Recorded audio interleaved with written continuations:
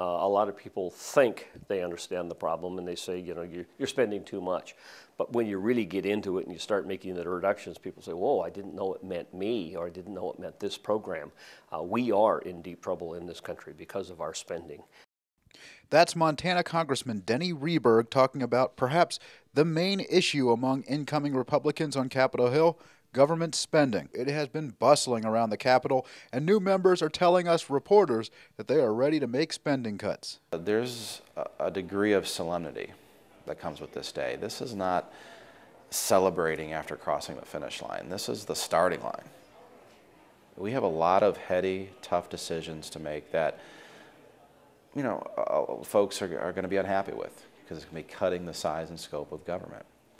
You know, what we're trying to do here is sell trail mix, the healthy stuff, and the other side has been selling Twinkies. Todd Rokita is also asking his constituents to hold him accountable.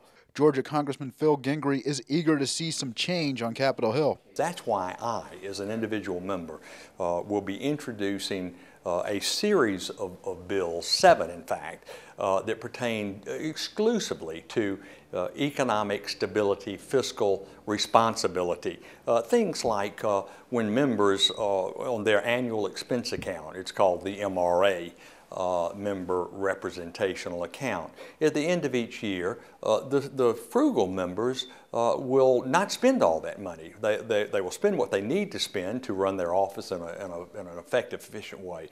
But they'll try to have money that they can turn back to the Treasury. Well, in the past, that money just goes into ether land. Nobody knows what's happened to it. This bill says that every member, all 535, including the Senate, that turns back money, and I've turned back $900,000 over the last 8 years. I want to see that to go to deficit reduction and debt reduction. Utah Congressman Rob Bishop took time to speak with Americans for Limited Government about the new Congress. He predicts what the end result will be for the 112th. What I think you'll say after 2 years is what the House did was serious about controlling the spending, and first they did no harm.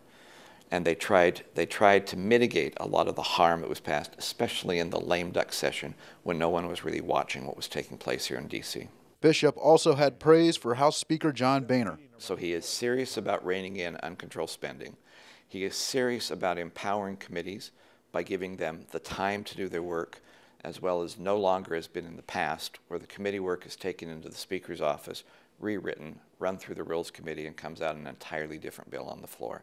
He is committed to giving members time to debate issues on the floor and actually bring up amendments on the floor, and giving a specific time so we know when we will start, when we will end, and when work shall take place. So I think you're going to find a Speaker who is committed to the right principles and is much more organized as to the way this House will run.